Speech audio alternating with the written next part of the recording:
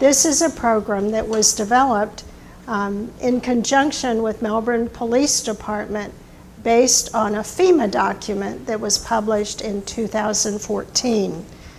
As far as background, I am a psychotherapist with a long history working in the areas of trauma and crisis.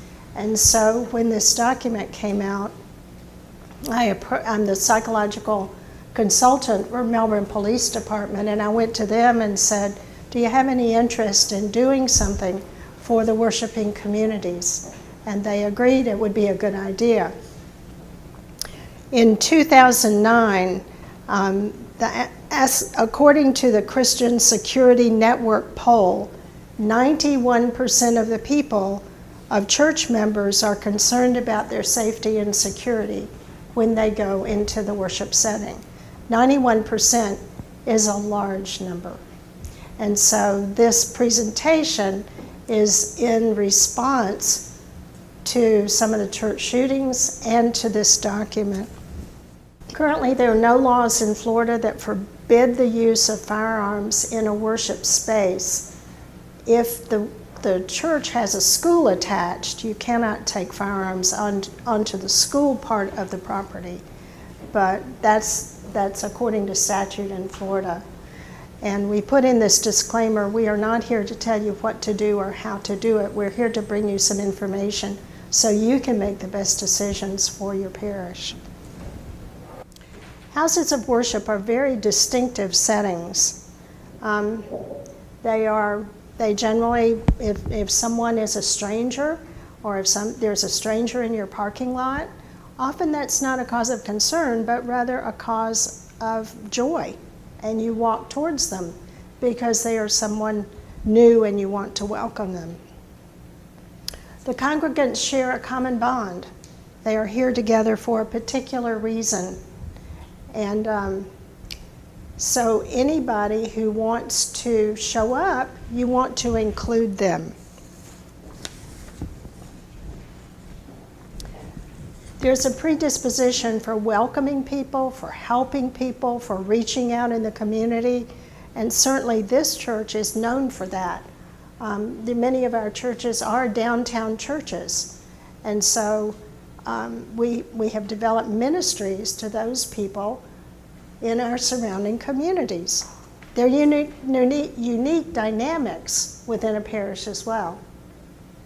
Within a parish, you might have an infant, you might have a very aged person, there'll be some physical disabilities, there might be some hearing difficulties, there will be strong people, there will be weak people, there will be people who listen better than other people.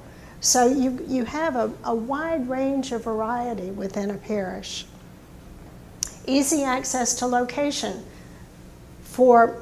I'm talking about parishes, but if you come from any denomination, you're going to find a street sign usually that points people to your church. They're easy to find. Often there's sufficient parking. You can just drive right in. The sign is on the front door of the church. Welcome. So they really are easy for you to access. One of the biggest threats in a church is that everyone's facing the same direction except for clergy. And they are generally facing away from the point of entry. Churches are considered a place of refuge. So many churches have red doors, and historically that means this is a place of safety. This is a place of refuge. At a predetermined, advertised time, there is a large group of people that comes together at a church. So if you are someone who has ill intent, you already know how to get there, where to park, and when to come. This is the Federal Emergency Management document. It's online. It was published in August of 2014, and it was developed in response to churches being attacked. Historically, churches were not thought of as a place of violence, and it came to be more and more advertised, more and more visible. So the federal government developed this. It's based on the incident command system.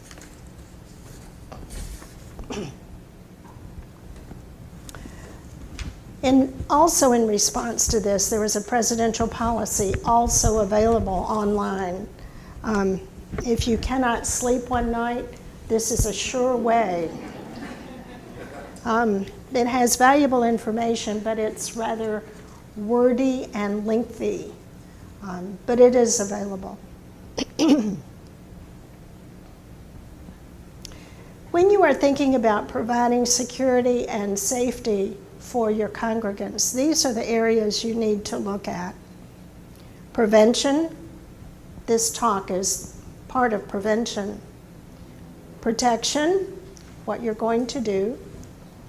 Mitigation, how you're going to manage it if it happens, whatever it is. Response, immediate and long-term. And recovery. Recovery for some incidences is much, much easier than for others. And we're going to talk about a range of experiences that people in a worship space might share. And then at the end, we will talk about the most violent. So when you're planning for the safety and security of your parish, you need to develop something that is absolutely supported by leadership. Because as we'll see a little bit later, some of the things you may decide to do can be very disruptive during a church service. They can cause a disturbance. They can cause noise, and we're not used to noise in the middle of a worship service. So leadership has to be completely on board with whatever safety and security plans you develop. You need to consider all threats, all hazards. You need to consider the fact that you have a school here. You may have, some churches have AA meetings. Some people have Boy Scout or Girl Scout meetings at parishes. Sometimes there's daycare available. Sometimes there are educational offerings, Bible studies. You need to think in terms of all of these, not just focus on your advertised worship times. Currently, with violence within a parish, about 2/3 of them occur during the course of a service, and that leaves 1/3 of them at other and sundry times. As I said, consider all settings and all times. Provide for access and functional needs for the whole community. Think in terms of those who are less mobile than others. Think of the terms of those who would follow directions less well than others. Think in terms of those who cannot hear as well. And how would you get a message to them that a critical incident is occurring?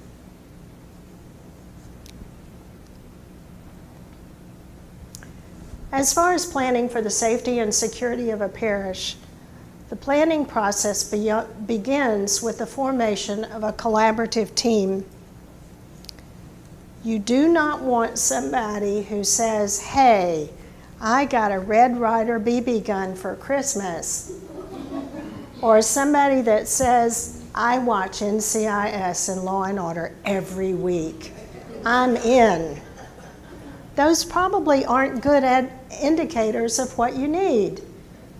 What you need to look at is people who are knowledgeable in safety and security issues, people who understand human behavior and how a human being is likely to act and react in crisis situations, and someone who is gifted in planning, and someone who is gifted in educating a community in what the team is going to do or what the team proposes. So this is the first part of your planning process. Next, You need to identify the goals and objectives and understand the situation. You need to identify all threats and hazards and assess a risk. Excuse me, we did this presentation at a large Baptist church in Orlando. And beautiful, beautiful church. They had an altar in the middle. And this altar must have been 6 or 8 feet long.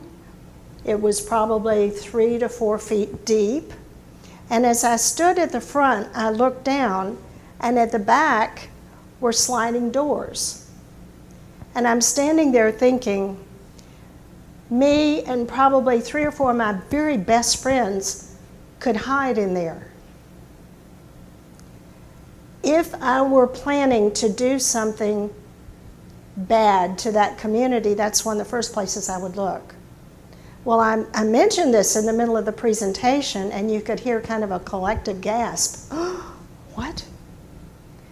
It's a risk. It doesn't mean it's going to happen, but it needs to be acknowledged that maybe somebody needs to look in these sliding doors occasionally, because it would be a wonderful hiding place. In older churches, there are lots of hidey holes everywhere. So you need to identify where these are. That's part of your risk assessment for the planning committee. As part of the planning committee, you need to understand how you, after you develop a plan, how are you going to implement it? That's why you desperately need the support of your leadership in your church. You need to identify the courses of action you will take, one of which needs to be heavy on education of your congregation. After you've developed the plan, you prepare it, you review it, and you get the approval for it. Once you do that, then you start educating your congregation about what you're doing and what has come out of your planning. As an aside, some of the training tips for your safety team are, excuse me, in a congregation, you watch for late arrivals. Now, if somebody is always late to the service and comes in dragging a 6-month-old behind them, you kind of know why that happened. But if somebody comes in late and just kind of looks around and seems a little uncertain, you need to be aware that this can be a threat. Doesn't have to be, but can be. Especially if you don't know these people, or they don't seem to be looking for someone to sit with. Assess what people are carrying. I am very fond of the back pew of my church, and excuse me, a man unknown to me came in with a large backpack, and he was late. And he sat at the other end of the pew from me. And I'm looking at him thinking, this may not be good. So I was trying to figure out what I was going to do. Then I had to think quicker when he leaned over and reached into the backpack. So I whipped out my cell phone, which is something I don't usually do in church, and I dialed 911. But I didn't push the send button. I just dialed it and put it on the pew beside me. That was the best I could do right then. But you know what? It brought me comfort because I knew all I had to do was reach over and push that button and I'd have help. So assess what people are carrying with them. Most people do not bring a huge suitcase or backpack into a worship service. Be aware of that. Then watch them. An additional training tip is be hypervigilant. Just be very, very aware of what's going on. Supervise all unlocked entrances. Often people will leave doors open because they're always open on Sunday morning. Because you always want people, there are some people who park here and want to come in this door. Supervise every single one of them or lock them. Some parishes have considered armed security. Some churches are violently opposed to that, but there are some people who have gone to that length. Those were training tips for your safety people. These are some tips for worshipers. Have an evacuation plan in mind. If you go in anywhere, figure out how you're going to get out. It is usual for people to turn and use the same way to exit that they entered. So be aware that there are many, many other ways to get out, and you be aware of what one or two of them are. If something happens near the baptismal font in St. Mark's, you need to figure out how you can get out going forward. That's true in any situation, not just in a church. If you want to be safe, figure out how to get out one way other than the way you got in. Another training tip for worshipers is ask them to leave their belongings behind if they're asked to leave a worship space quickly. That's not going to be well received, but at the same time, it's helpful for worshipers to know we're more interested in your safety than we are your possessions. Another training tip for worshipers is ask them to act quickly and to follow instructions. If there is a threat of some sort and you ask people to please get down on the floor, you don't want somebody standing up and saying, I just got these trousers out of the cleaners. Not so much. You need to tell them that they will not be asked to do that unless there is an imminent threat and you want them to respond quickly. So educating the congregation is important. Education of a congregation means that they will react in 3.5 seconds as opposed to 5 seconds. That second and a half makes a lot of difference. So if they already have heard this, you're going to have a more aware congregation who will be much more willing to follow instructions that are given to them.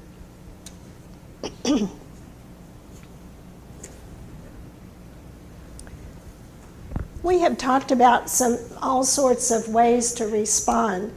There are all sorts of different kinds of threats. They're natural hazards.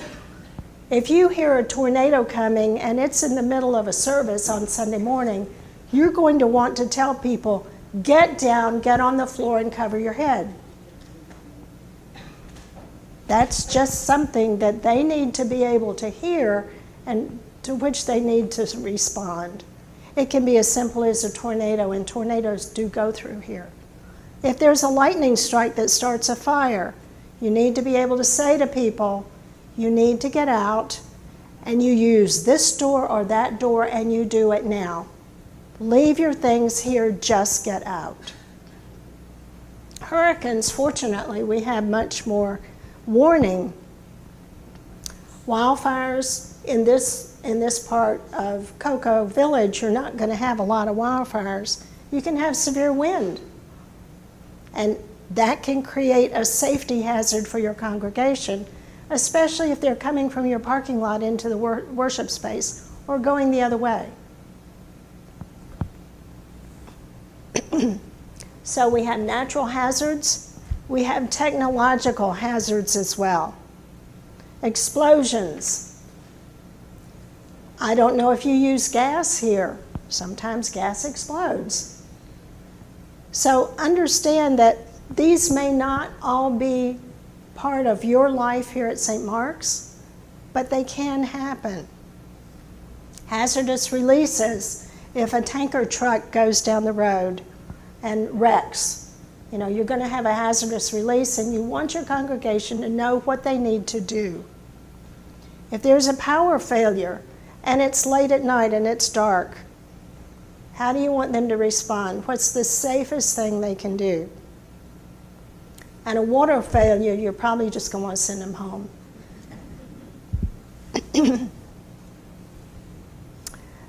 So we've had natural threats, technological, and the last is human-caused threats.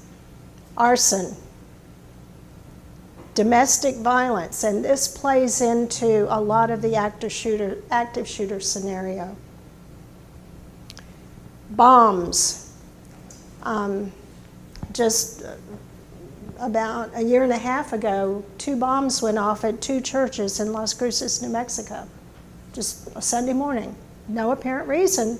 It does happen. Cyber attacks, criminal violence, and the most disturbing is the active shooter.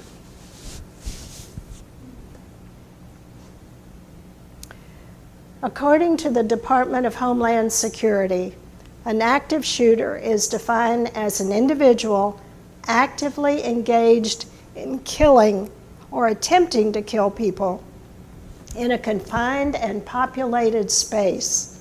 In most cases, active shooters use firearms, and there is no pattern or method to the selection of victims. Now, what I have for you is a history of active shooter incidents. About 2/3 of what you see in church settings is filicide, which is the shooting by one family member of another. But sometimes it's just totally random.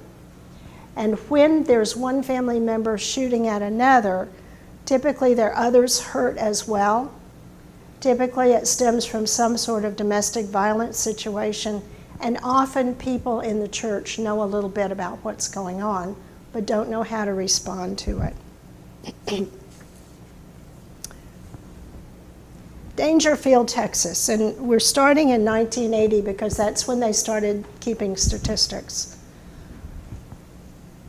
5 dead, 15 hurt. That's the first mass murder in an American church. What happened here was the church members denied a perpetrator's request to appear as character witnesses for him in a court of law at his trial for raping his daughter. And the church members would not appear as character witnesses. He went into the church, he shouted, "This is war," and he started randomly shooting people. St. Sebastian's Episcopal Church, down the road.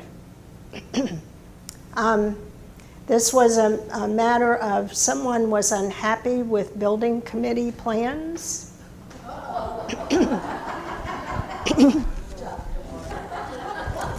And went to someone's home, shot them, went to another committee member's home, and the wife stood at the door and said, "Sorry, he's not home," and actually saved him.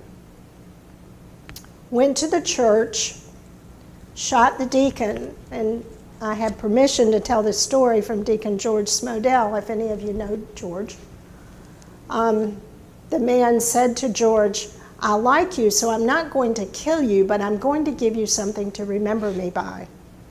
And he shot him. He shot him, and he would have bled out. I mean, the shot was that, I think it actually ruptured an artery. And he said, "God, if you want me to go, I'll go, but you've got to stop this bleeding." Then the gunman had a hostage other than George, the church secretary, and then the gunman shot himself in the middle of the aisle at St. Sebastian's.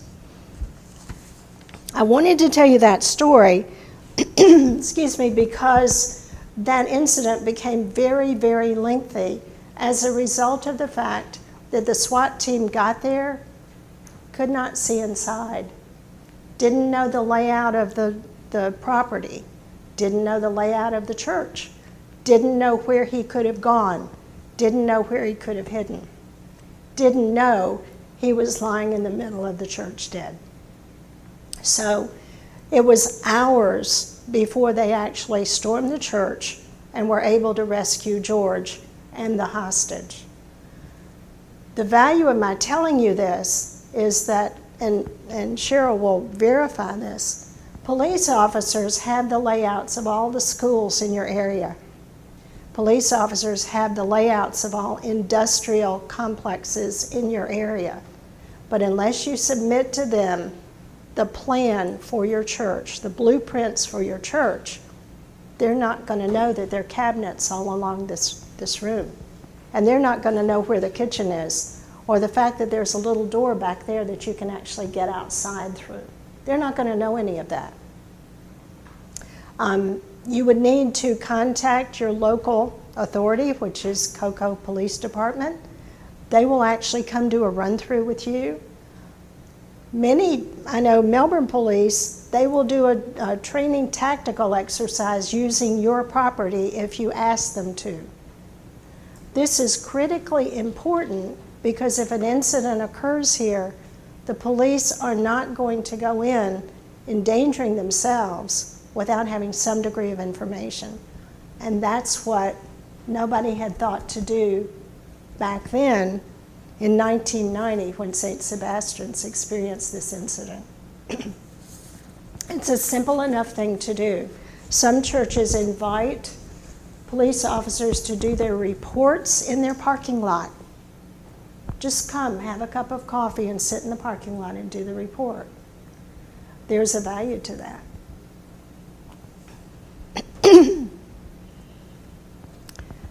1999 marked the beginning of a continuing wave of violence. There were just those two incidences. Wedgeville Baptist, these were mostly teens and young people who were killed. They had a rally around the flag event, and the person who came in shouted anti-Baptist and anti-religious curses and started shooting people. In Louisiana, a man came in, killed his mother-in-law, his wife, and another. When his 2-year-old son walked up to him and said, "Daddy, Daddy," Daddy shot him. It was a domestic violence issue. In Wisconsin, they were angry at the sermon, Father. Why are you looking at me? Just wanted to point that out.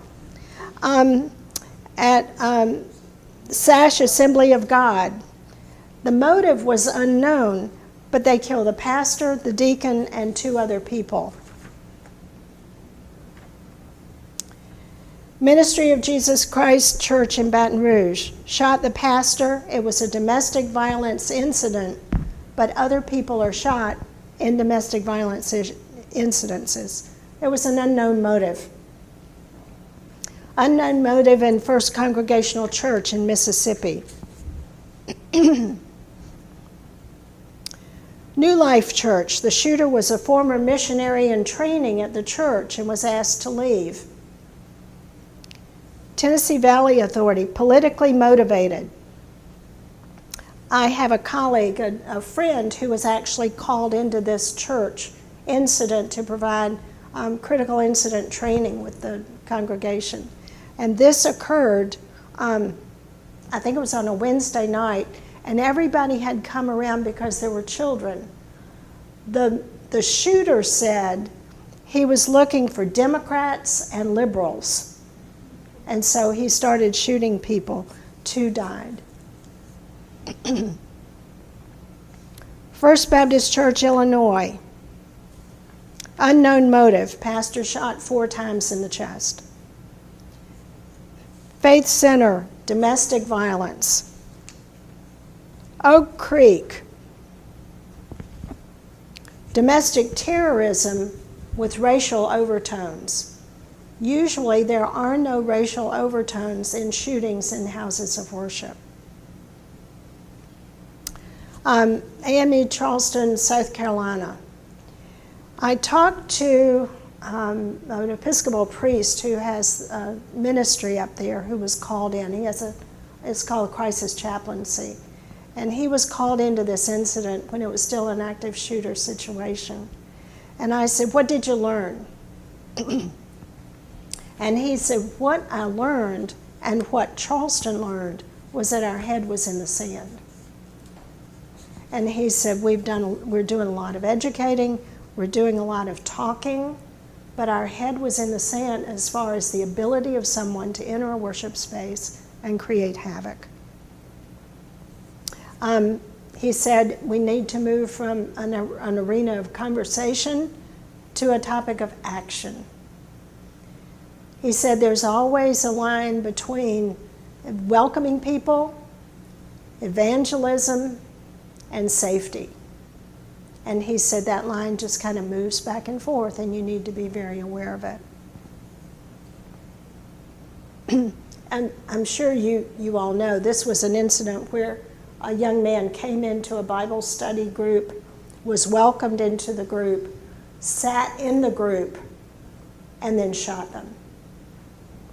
He was not known to the people in the church. This was a robbery about 2 blocks from my office. There were no injuries, but this was a known person in the congregation, brought in a knife and a handgun. It was later determined to be a BB gun, but nobody knew it at the time. This was someone who had worshiped with them for a period of time. The statistics are now only reported if there are more than 3 people killed. So I'm here to tell you that there are about 140 people killed in worship spaces every year in this country. I'm here to tell you that though the statistics I showed you ended in 2015, there have been several incidences still since that time. You can go online and find them, but they are not reported to you because there were less than 4 people killed.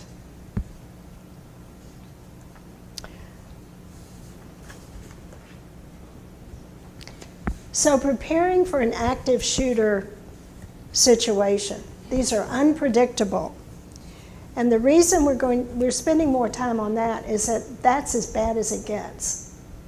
And so if you can prepare for as bad as it gets, you'll be prepared for other things as well. Active shooter situations evolve quickly and can be over before law enforcement arrives. So you're on your own. I mean, law enforcement may be 60 seconds down the road, but a lot can happen in 60 seconds. And that's why preparation needs to occur. So, planning. You need to educate your congregants to be aware of what's going on, to run, to hide, or to fight. And we've talked about considering special cases of disabilities, age, ability to hear and understand. There can be some language difficulties. We've talked about sharing a blueprint of buildings with law enforcement and share up-to-date contact information, not just Father Gary's name and cell phone number. They need more than that because he might be in the middle of something not able to respond. So there needs to be up-to-date contact information for several people in the parish in case there is an incident. We're going to show you a video. It's called Run, Hide, Fight. And it was produced by the Houston Mayor's Office. Houston has done a whole lot in the area of safety and security. There is an initial sequence that may be a little disturbing to you. If you believe it will, it's a simulation. It is not a true story, but if you believe it will be sensitive to you, you may want to leave.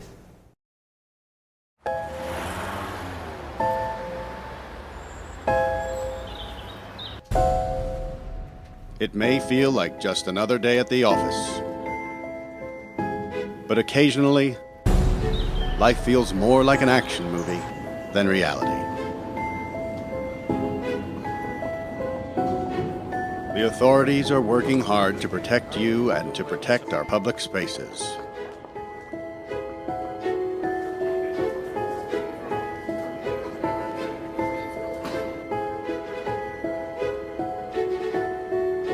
But sometimes bad people do bad things. Their motivations are different. The warning signs may vary, but the devastating effects are the same. And unfortunately, you need to be prepared for the worst.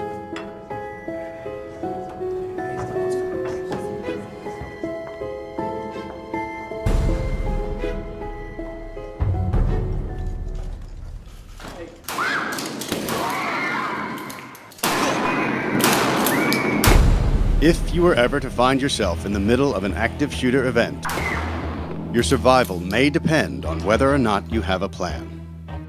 The plan doesn't have to be complicated. There are 3 things you could do that make a difference: run, hide, fight. First and foremost, if you can get out, do. Always try and escape or evacuate, even when others insist on staying. Encourage others to leave with you, but don't let them slow you down with indecision. Remember what's important, you, not your stuff. Leave your belongings behind and try to find a way to get out safely. Trying to get yourself out of harm's way needs to be your number 1 priority. Once you are out of the line of fire, try to prevent others from walking into the danger zone and call 911.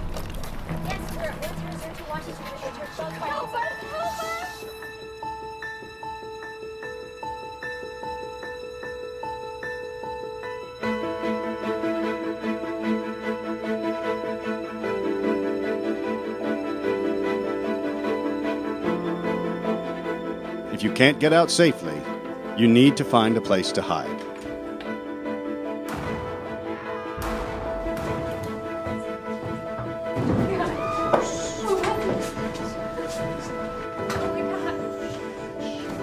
Act quickly and quietly.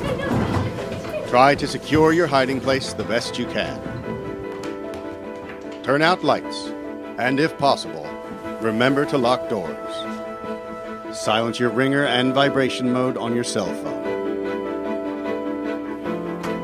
And if you can't find a safe room or closet, try to conceal yourself behind large objects that may protect you. Do your best to remain quiet and calm.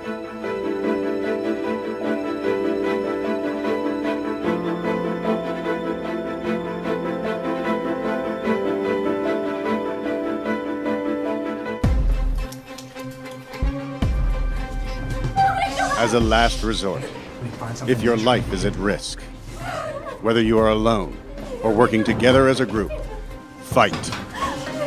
Act with aggression. Improvise weapons. Disarm him. And commit to taking the shooter down, no matter what.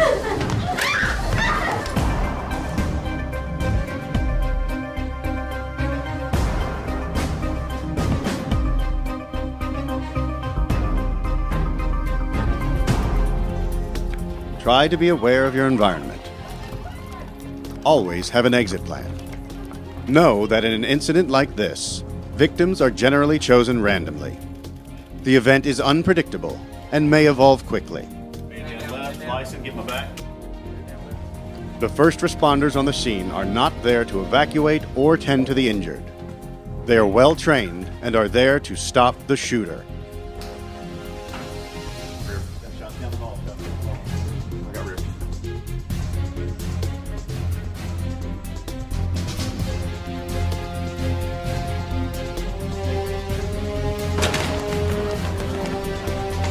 Your actions can make a difference for your safety and survival.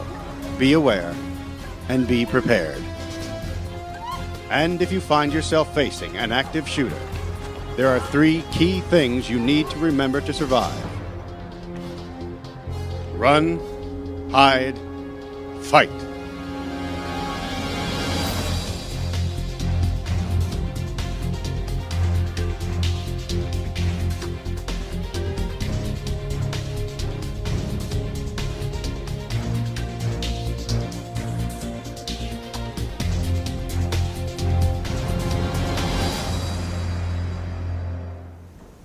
All right, good morning. My name is Lieutenant Cheryl Trainer, and I'm in charge of the Special Operations Division at the Melbourne Police Department. So this is a little out of my jurisdiction, but I came up here to pass on some information because Sharon and I have been working together for a number of years now, and one of my secondary jobs, in addition to Special Operations, which encompasses the SWAT and hostage teams, as well as a number of other areas, is critical incident stress management, and that's how we've gotten to know each other over the years. And so we're always trying to look for ways to be proactive, and this is a way that we feel that we can convey the message to be proactive, because although law enforcement is there and we are used to responding to these situations, as Sharon mentioned, there may be a little bit of lag time, and even a 30-second, a 60-second, a 2-minute lag time is very difficult, and a lot can happen in a short period of time. So we just want to convey that it's good for everybody to start thinking about these things, and I appreciate you all coming out this morning to kind of get involved in this conversation, because it really does require a community and law enforcement response together to get prepared, have a plan, and then let us handle what's going on after. This video is available at the readyhouston.org site, so that's something you can Google and find for yourself if you're interested. Responses to active shooter, run, hide, fight. That's one of the best things that we can tell you about how to be prepared. So we talked about behavioral indicators prior to active shooter incidents. No profile exists for the active shooter, but there are some behavioral indicators. Development of a personal grievance, and recent acquisition of multiple weapons. Escalation in target or weapons training. You notice sometimes after an incident, they'll go back and show video from gun ranges or different locations. That just is an indicator. That in and of itself is not an issue, but maybe an indicator. Inappropriate and recent interest in explosives. Sometimes people sit and talk about that. Intense fascination with previous shootings or mass attacks. Experience of a real or perceived loss, and that's something that most friends and parishioners may be familiar with because we share information with each other. So these are all things that you kind of can put together in a matrix to start to develop whether or not you need to pay more attention to a particular person, and can sort of make an assessment on providing assistance. It may just be that they need somebody else to talk to, but it may also mean that these are all indicators of future issues. One of the biggest issues that we have when conveying this message is that even having this discussion for many people is upsetting, is difficult. Many people are in denial, and it is not just, it's really across the country, across the world, because who on earth would want to have to sit and plan for violent incidents?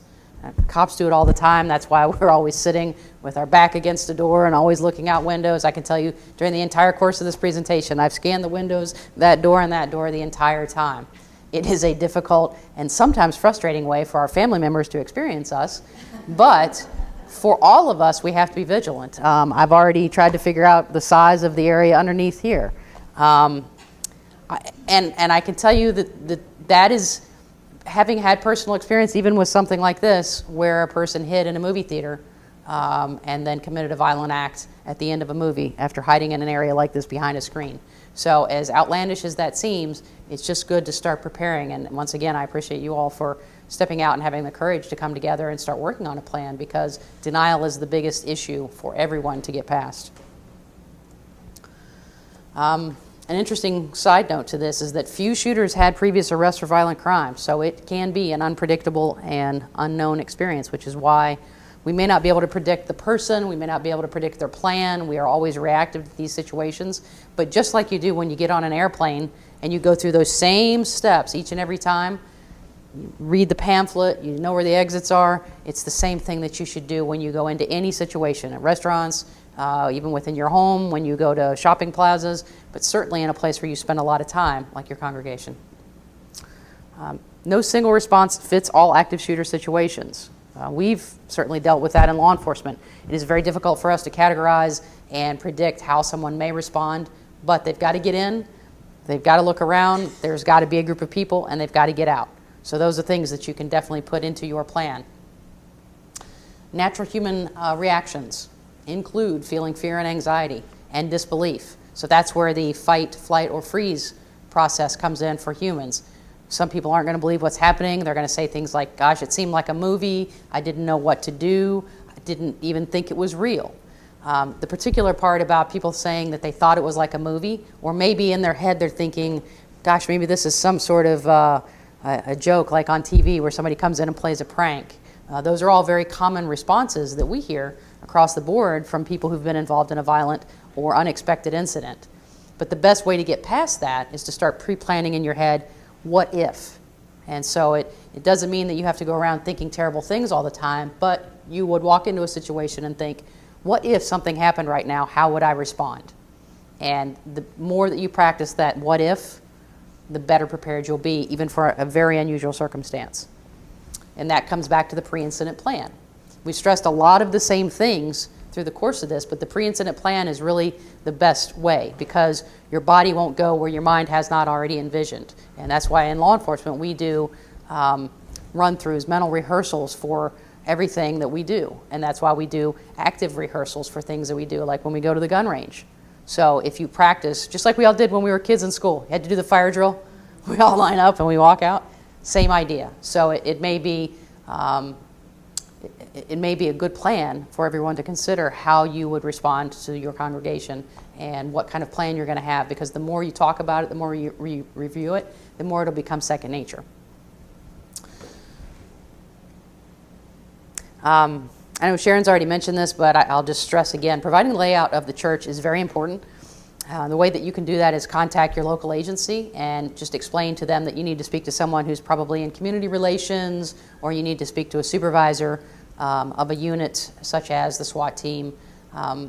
There's not one specific person to convey that request to, but generally speaking, there's going to be somebody in the agency, but at a supervisory level, who's going to be able to provide the information and get the sort of layout. Because one of the very first things we do when we arrive to any SWAT or hostage call out is try to create a layout. And I've literally sat on the trunk of a car drawing out a building and asking the person who's the most knowledgeable, okay, where are the doors and where are the windows?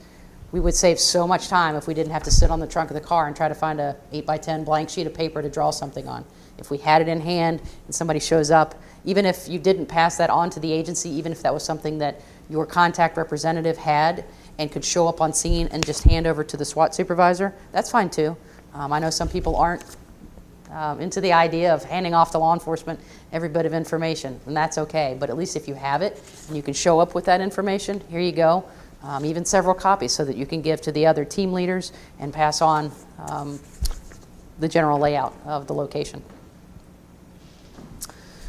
Important to know when making 911 calls. There actually is a process for this, and when people call 911, they sometimes get frustrated because of the level of calm and what they may feel is dispassionate response from a dispatcher.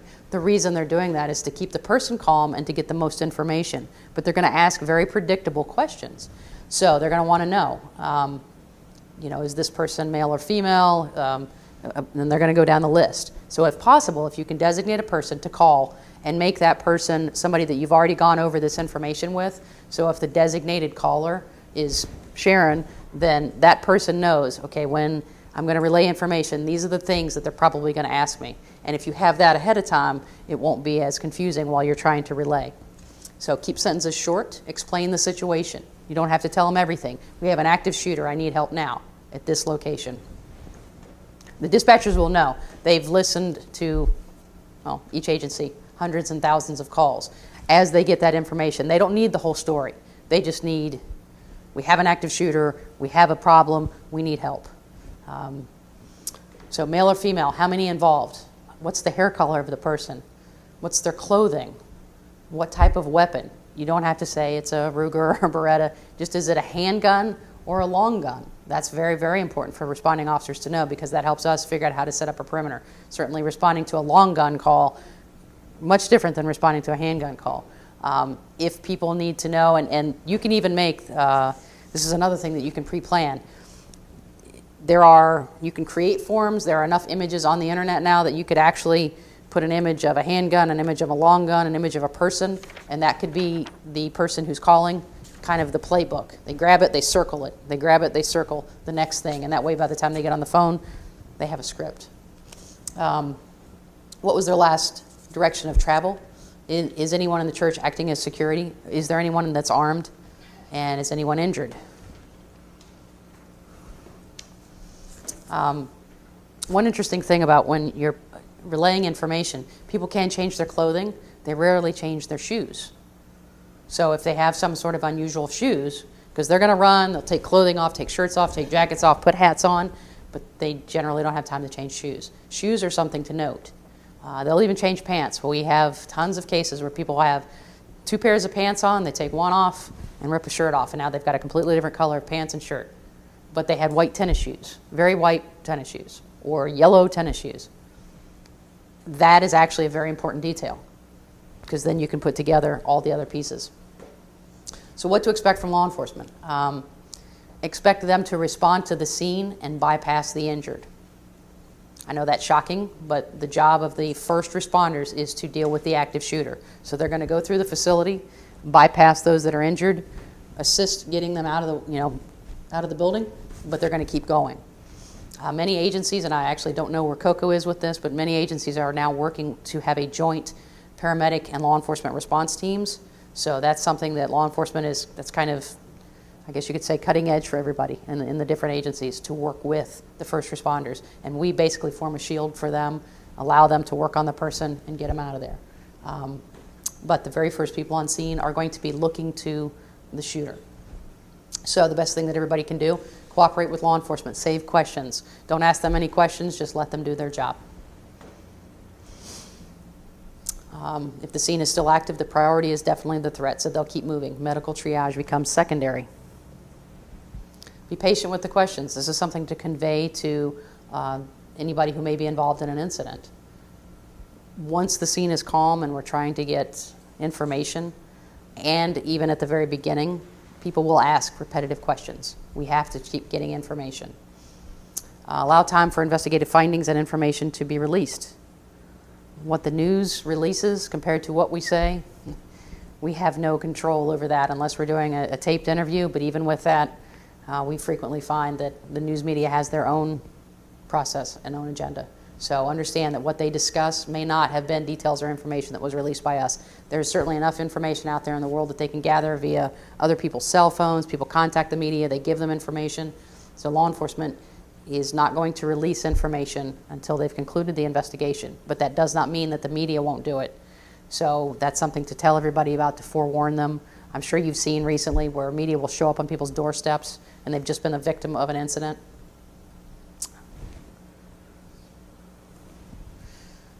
Be aware of the media and others requesting interactions. They may show up at work, at home, kids' schools, other family members' houses. They've shown up at law enforcement houses to ask questions.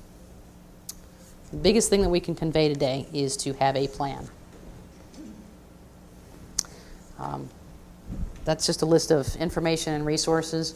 And one other area that I want to address is the request or question that we normally get about having armed security or armed responders inside the church. We are not here to set up your plan or give advice legally. That is something that for each group to speak to an attorney and have plans and have the leadership in your church actually formulate your plan. However, I can tell you, based on my experience, that under stress, people do not respond well in shooting environments. So it does not help us if people in the church become heavily armed and are also trying to handle the situation. Has that happened? Yes, that has happened, and it's been in the news where unusual circumstances and citizens have been involved and actually eliminated the threat of an active shooter or a violent person. But in our experience, even for law enforcement, unless that is something that is practiced routinely, it is very difficult and very stressful, and accuracy is very minimal. So even for SWAT teams who practice all the time and officers who practice all the time under stress, the difficulty in engaging a subject is very high. So it's not something that we encourage. So that's my thought on that. That's usually a question we get. One thing that we have not probably enforced enough is the fact that if you go through all this planning, people need to have permission to act. There is a large Roman Catholic church that I'm aware of where the priest was doing the homily. I was able to look out and see someone wandering back and forth between the elements. And they'd go over here and drink the wine. And then they'd go over here and eat some bread. And then they'd wander around. And apparently the greeters and the ushers were just kind of following them around, not really knowing what to do. In the event they had had the permission to act, they likely would have taken this person outside. If that had happened in the middle of a homily, what do you think the noise level would have been? Nobody's going to go willingly. So you need to be able to give the permission if something happens and you need to act. There will be noise, there will be disturbance. This Roman Catholic priest wanted very much to go running down the aisle and grab the person themselves, but didn't feel they could do it. If it had only trained the ushers, it would not have been an issue, but it would have been a slight disturbance. So you need to think in those terms too. How willing are you to have something addressed? But if he had trained or given them permission to act and then said, excuse us while something goes on so the congregation knows, that might have helped. But if the congregation too knew, if they had an idea, if something happens, we're going to contain that. But our mindset is such that you go into church, you sit and you be quiet. And now everybody behaves. And that's not a mystery. Other questions? How do you feel about pepper spray? I asked because I've been to one of these before, for special help. They meet up with things and go out. And the conclusion was the spray itself, no, but the stuff that acts is pretty, yes. I prefer foggers, large foggers, but Well, they have a blowback. yeah, no, they either are appropriate. What was the question? She's asking about spray, pepper spray. Pepper spray. And that's a great personal self-defense product. It's certainly something that you may want to test out at least once to see not only how you react to it, because 9 times out of 10 I've seen that used in some form or fashion and it ends up on our face and hands. And to know the distance. So it's really good for personal safety. That's something I would recommend to, say, get you to your car and have on you. But like every tool, it's something you have to practice and have in a sort of ready position. The greatest difficulty that people have with any type of self-defense is being ready to use those things that they bought. So you get a great like everyday carry bag and it's loaded up with like flashlights and stuff, knives and spray, and then when the moment comes, they're where is it? Taking fire, right? Purses, I've got it somewhere on the bottom of my purse. So it is a great tool. I find it very effective because I've been sprayed a few times. So it definitely deters people. The kind that sticks is great, but I'll take anything over nothing, right? But I think one of the things that was great about the video is, you don't have to be Chuck Norris and go out and buy a bunch of stuff, and you don't have to have, batons and guns. You don't have to load up with things. You really just have to have a plan. I mean, it's kind of like an airplane. So we don't have parachutes to get out of an airplane, but if the airplane crashes, they give us a plan. And the plan is you're going to go that way, and then you're going to come that way, and then you're going to slide down. And when the thing drops out, you're going to put it on you before you put it on the friend next to you or a child. We all have heard that a million times, so we kind of already know what to do because they told us. So just really having a plan, grab a chair, grab whatever you've got available. Having a plan is more important than any implement, I think. But I do like that. Other questions? I can see mine's rolling. So like in our situation here, I'm the only one that's going to see the door where people come to. And I see that person coming in. Do I just say the word, obviously I work this out with our incident response team ahead of time. But it is the word? Is it get down? Is it shooter? What would be? Whatever word that you all would feel comfortable with, would make everybody understand. It may be that if it's something that is not blatantly obvious, that you have a special code word. Like for us when we're training, we say yellow, and yellow means stop.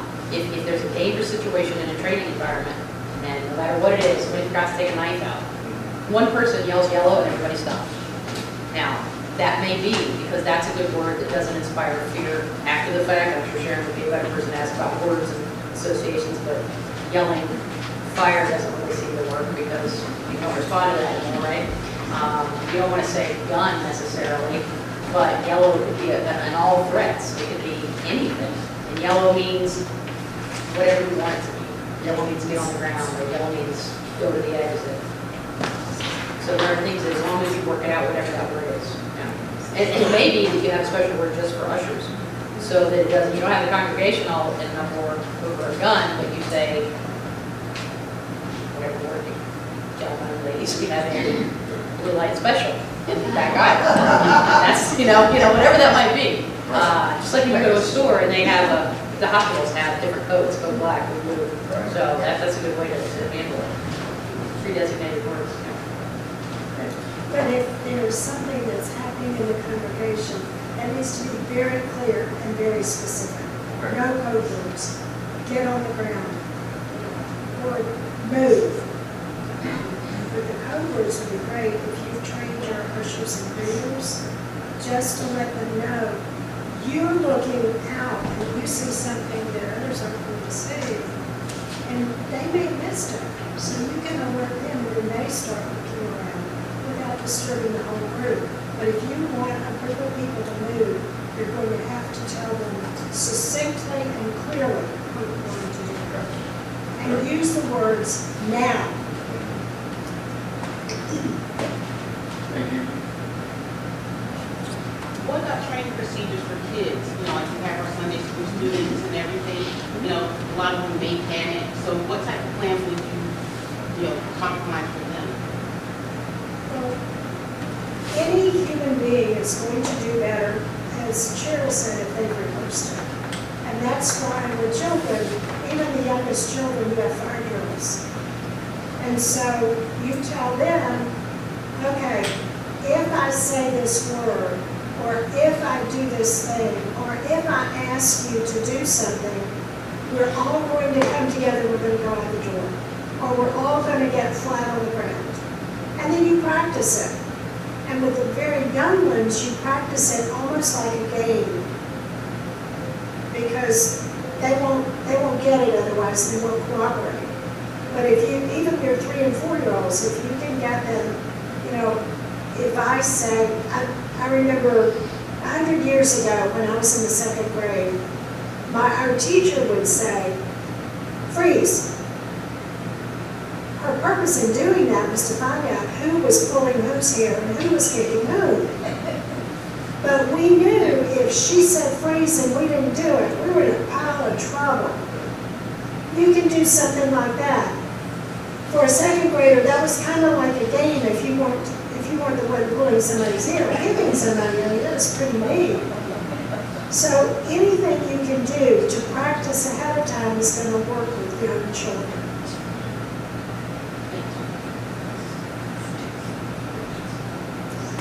If you've heard us say nothing else, I'm going to reinforce what Cheryl was saying. If you've not heard, I'm sorry, you can't take me anywhere.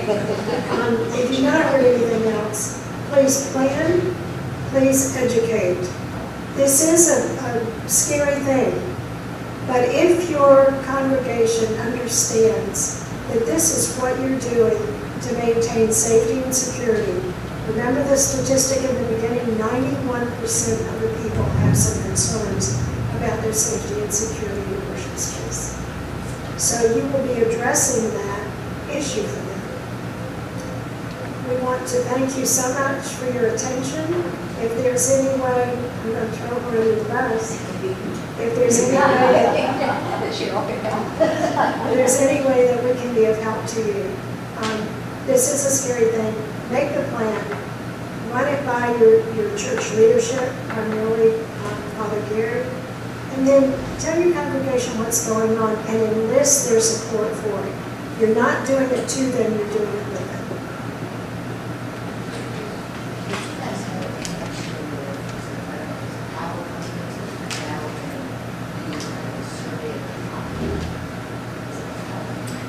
Actually, many of the law enforcement agencies, it's called a SEPTED survey, crime prevention.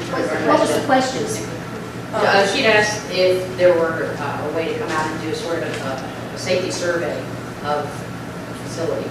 And so, actually, the law enforcement agencies in your area have a crime prevention officer, and it's usually the community relations officers. They can come out and kind of take a look at your facility and say, you know, you may need more lighting, to work in conjunction with the FPL and take a look around the building and say, you know, you may want to trim back the bushes that are over here because that's an easy hiding place next to a doorway. You may want to put additional motion lights by a door. You can install cactuses, and that's actually very helpful. By windows, there's a lot of things you can do. And crime prevention through environmental design is actually a thing, and there are certifications for that. And cops can come out, and that's a free of charge survey.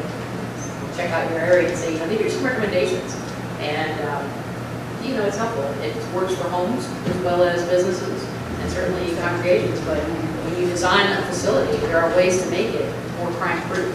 So just even the littlest things, the most basic of course is installing lighting. Put on lights and it needs to be there. I attended a Department of Homeland Security workshop like this, and they talked about, primarily talking about terrorist suspects, but they used the phrase, see something, say something. Correct. And I was thinking about that when you were talking about that you don't have a profile for active shooters, but could you address that? Well, see something, say something is sort of the catchphrase now for everybody, for law enforcement. That's what we always encourage the community to do. But see something, say something started with the anti-terrorism process, but really, as we all know, there are, as we pointed out, natural disasters, there are man-made issues, there are all sorts of other different types of threats. So if the question is, do you want me to speak specifically to addressing the profile or just the different kinds of threats? Mostly the profile. I mean, when it would seem to be logical that if we know each other fairly well, we'll know that somebody's been going to the gun range a lot. Well, Or that we've had a lot of stress in our lives for the last month. and going to the gun range a lot is not a shabby thing. But, you might have to profile me. But, so it's sort of a common sense overview. When you're looking at those factors with people that you know and interact with, well, if things seem different, I guess the difference now is, maybe we all used to just kind of take a step back and say, yeah, that's their personal issue, and I don't want to get involved in that. But now we've started to see clusters of situations. And without being intrusive in someone's life, you can certainly reach out in a way that is helpful as a friend, in a way that is helpful as a coworker, and just see if everything's okay and see how it goes. If you can get information. It may just be, they're having a tough time, and it doesn't mean they're going to go become an active shooter. So that is the difficulty for all of us, is that how do you gauge that?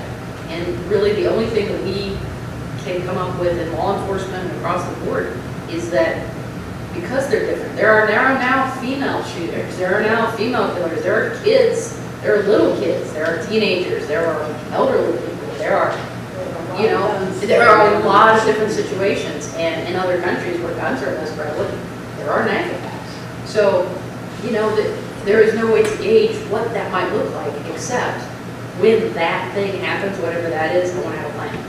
And that plan would be being hypervigilant. And hypervigilant does have its own level of difficulty, because it's hard to go into a place that you feel safe and secure and not be able to relax and really have that feeling. But the more prepared a person is, the more they can kind of sit back and enjoy the moment if they're prepared for whatever might come. And really, even the man-made things are one thing, but in Florida we have a whole set of other things. And just hurricanes alone, having a plan for the after effects of hurricanes, the after effects of floods, tremendously important. Hopefully I answered that kind of in a roundabout sort of way, but there is it's across the board. From my perspective in my profession, there are a lot of secrets. People will tell something and don't want anybody else to know. If someone comes to you and says, you know, my husband's getting more violent, or my wife is getting more violent, and I'm really afraid, please don't let that be a secret, because somebody else needs to know. If they're members of this congregation, you might say to them, I will go with you while you talk to Father Gary, or I will go with you when you go to your physician. But part of what happens with these active shooters, if you look back in the literature, they're secret keepers. And so if you can blow that sky high by not being the person who's keeping the secret with them. I do some premarital counseling for clergy. You know, if they're going to marry somebody, they will send somebody to me. And on 2 occasions, I have called the clergy and said, here's a situation that may occur during the wedding ceremony. Just be aware and don't let this person in because they have made threats. You know, I can't keep that secret, and I tell people I can't keep that secret. Funerals are another one. Yeah. Yes, ma'am. Sharon, a lot of the elderly, when they have Alzheimer's and dementia, they become violent also. And what we see now is more elderly suicide and murder and what have you. So even if, you know, if you have a husband who has dementia or Alzheimer's and he becomes violent, you need to let somebody know also. Yes. And the other part of that, if they become violent within the worship space, people have seen that deterioration. It's not a shock. And so there are going to be people who are going to go towards that and help with that, as opposed to a stranger coming in and exhibiting the same behavior.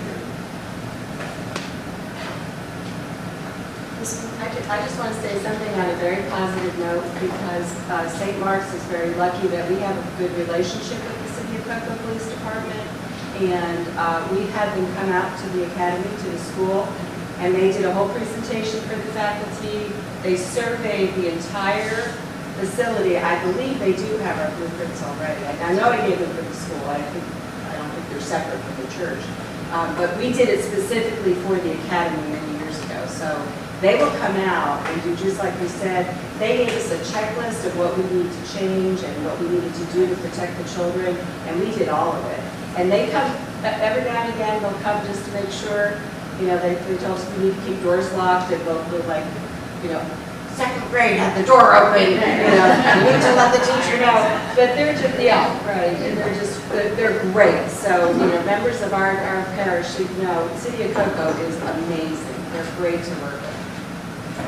What we would ask you to do, all of you have friends in other places, and this is not a topic people even want to think about. And so what I would ask you to do is just let people know that you have been to something like this. It's not scary to make a plan. It's not frightening to be prepared. And these resources are available online anywhere, the FEMA document and the presidential document. Would it be possible for St. Mark's to have copies of your PowerPoint presentations just to refer back to? Sure. And of course, this is being recorded for the whole diocese Okay. this morning. And I took notes. So, I took word for word notes. yeah, so we'll have land access. I'll throw out one more on the positive note of prevention as well, is all police agencies will, now everything is based on time. You know, if there's more priority, there are urgent calls going on, obviously, we can't just go to everything that's going on, but anytime that you're either at home or you're at church or you're at work, you feel there's a problem, it doesn't have to be an emergency situation to say, you know what, I feel unsafe. Can an officer please just drive to my parking lot or come by my street? We can do that without huge level of documentation or intrusion. It doesn't have to be a 911 emergency. If you feel unsafe somewhere, You can ask us to respond, walk you to your car. You can ask us to respond and drive around the parking lot. You can just say, I would just like, somebody's available to drive to the parking lot because maybe somebody stopped by that we didn't know. So we can always do that, and there's nothing wrong. We tell restaurants that all the time. At the end of the night, you don't have to have a particular reason. If you just want us to swing by, just give us a call. At this moment right now, I feel really safe in this room. Because of you. You're in uniform, you're knowledgeable, you're caring. If anybody's underneath there, I feel really safe. If they're underneath there, I think there's a lot of stuff. I don't think they can get into there right now. My question is, are you seeing more and more small churches during a Sunday service having a law enforcement officer on a part-time basis in uniform carrying and just walking the perimeter? 8 o'clock service actually starts around 7 o'clock here. Preparation of food. 8 o'clock service has approximately 60 people. 10 o'clock service has approximately 100 people. It's a beehive of activity. Are you seeing more and more churches have somebody in uniform during those services? There's the second part of that question. From August till May, there's approximately 110 kids, along with faculty, admin, on the other side of that wall right there. Are you seeing more and more schools of that size have someone in uniform? So the first part is, am I seeing more at the churches? The answer is, in our city, we already have officers who work off-duty details at the end, mostly for traffic. But there are specific situations where businesses have been hiring us more frequently. So each city has their own sort of process for secondary employment, but I know that there's definitely been an uptake in our city for businesses because they'll say, hey, we just fired somebody, we'd like you to come work security for 2 or 3 days until they're gone. So we've seen an uptick in that. Churches kind of already have, mostly because of traffic issues, we're frequently at many of the churches in our city directing traffic at the end of service. So so that was that. And then for schools, yeah, actually, same thing. Businesses in our city can hire us. I don't know if Coco's process, but I know the Sheriff's Office does also. They can hire us out as a secondary employment and just ask for security. And not a cheap process. It's almost better to have your plan and then wait for a specific situation because it can be financially prohibitive over time. But certainly businesses have been doing that more frequently. Thank you.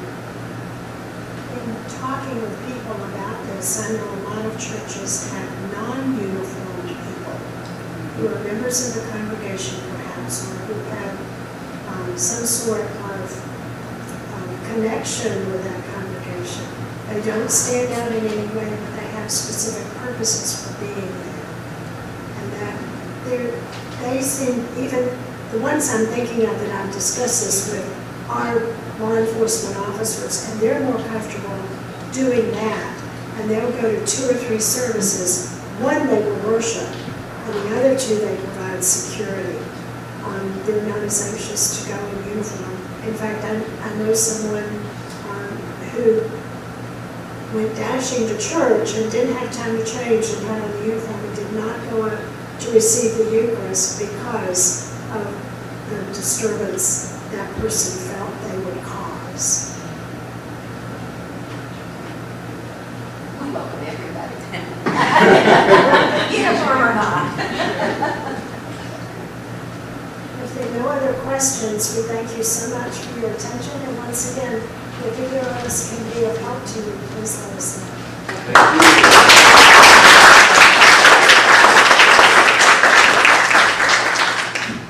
I would like to recognize Robin Reed. Robin is the one who helped this be adopted by the diocese. Robin's right here, if you'd still.